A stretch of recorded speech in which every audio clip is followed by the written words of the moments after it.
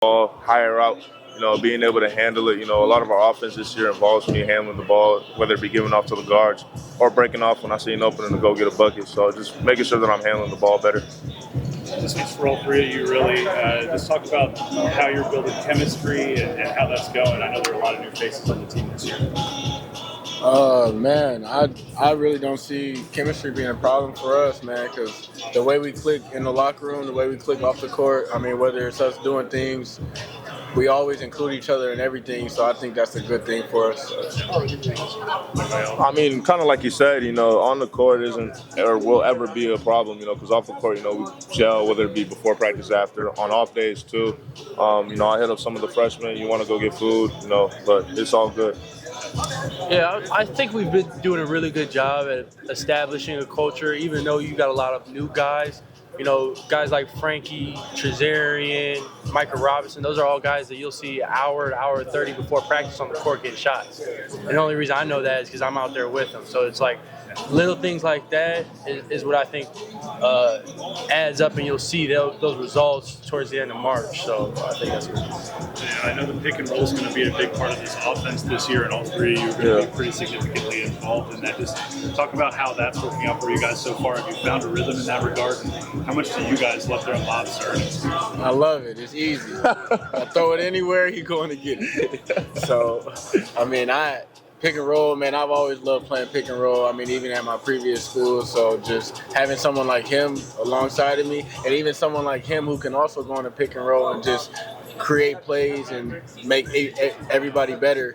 And like I said, man, I love it. I go off a pick, let a big come up 1 inch too close, he gonna go get it. So I love it. Yeah, right. He demands so much attention on the roll that it opens up everybody else's game. That tag man's got to step up, and then it opens up the skip. So then after you create that advantage, it's easy basketball. So he just makes the game so much easier for us.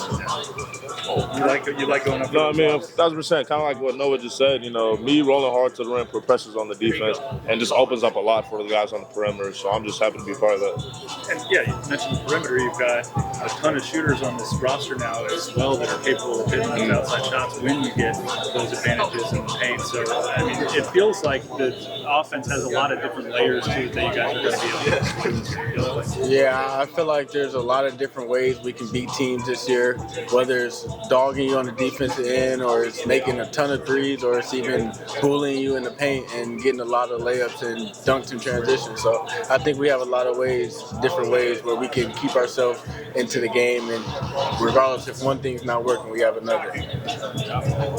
Ernest, you're the only returning scholarship player. Do you feel like that forced you into a leadership role on the team, or is that something that's just developing with you? I mean, there's a lot of ways to look at it, but I do understand your point. Definitely being in that culture and being the only returning starter, these two new guys, definitely the communication to them from me has to be important. Dixon has been talking to me and, of course, relies on me some bit to make sure that I'm communicating to not just these two, but the rest of our team, the freshmen, just letting them know how things are done, just making sure that we're listening and locked in practice, and just focusing on the little things that are going to be key to our success this year. Think about this freshman class that's coming in from the league, and Micah, just how impressive have the freshmen been, and even by extension the two redshirt freshmen. Man, they're extremely skilled, man. They bring a lot to the table as freshmen. It was exciting. I mean, it was a shock to me to see how mature they are as freshmen, for them to come into a team like this and just like be able to pick up on things so fast. So it was amazing to me. Yeah. I think one of the most impressive parts about that group is all of their bodies. Just from a physical standpoint, I feel like that's such a key piece, especially as a freshman when you're coming in. It just allows you to be able to play and understand things at a different level when you're already physically able. You know what I'm saying?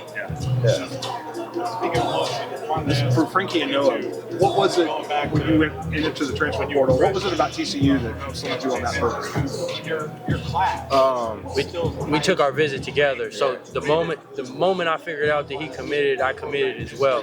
Yeah, and I also think they got me too because they told me he was already committed, so I committed when. Right, right. I think that was a big piece for me is playing alongside another guard because at this level you need multiple guards. You know, Frankie Collins, Bashan Outlet, like you need those guys because every other team has them. You know what I'm saying? So in order to be competitive, I knew I needed to go somewhere where iron could sharpen iron, and I could be going up against somebody every day that could really help me improve my game. So that was a huge piece for me. To add to that, man, specifically you got to see TCU.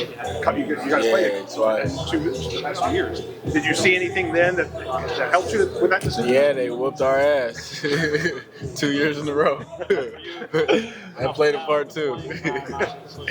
But yeah, man, playing against them, you got to see like how much they relied on their guards and the transition, the number one in transition all those years. So just seeing that and being able to be in the game with that, it definitely played a part as well. Ernest, talk about the defense this year. I know that last year Dixon was frustrated at times with the defensive performance of the team. What have y'all worked on this year to maybe improve in that area? Definitely, defense has been a key emphasis in practice. Definitely we've been talking about the 1 through 5 switch. Me being able to showcase my ability to be able to stay in front of guards.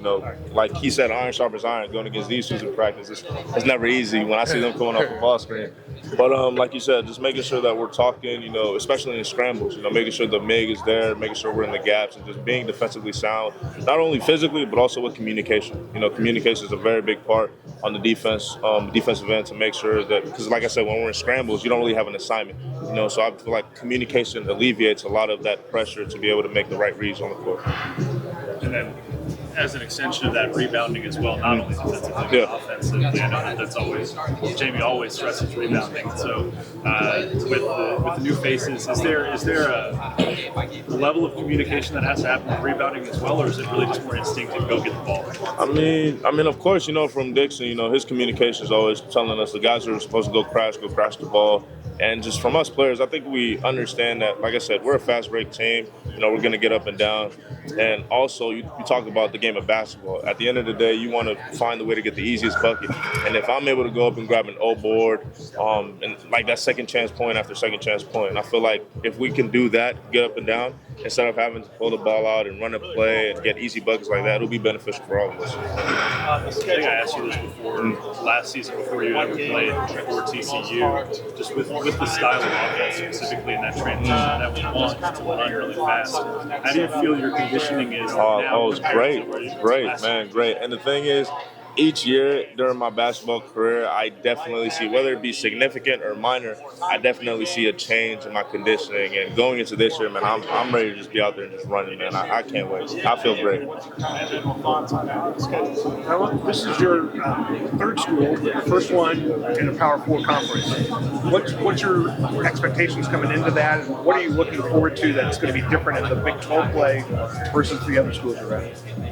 I would just say, the speed of the game, the environment, and yeah, I feel like those are the two factors that pop out to me when thinking about like the upgrade in level. But as far as expectations, I really don't ever set those for myself. I'm pretty consistent in understanding that I want to make the right play every single time, and the only expectation I ever have is winning and getting to the tournament, if that's an expectation. Come the end of March, this is for all of you. Come the end of March, how will you define success for the team? Winning the championship. I just feel like, we talk a lot about, making it to the tournament, a winning record, doing this, doing that. Like Noah said, we play this game to win. Like, I don't sit here and look you in the face and say, yeah, I just can't wait to make it to the tournament. And I'm good. I'm not. To be able to win the national championship, that's the only reason that we're playing this game right here. So that's it. Thank you.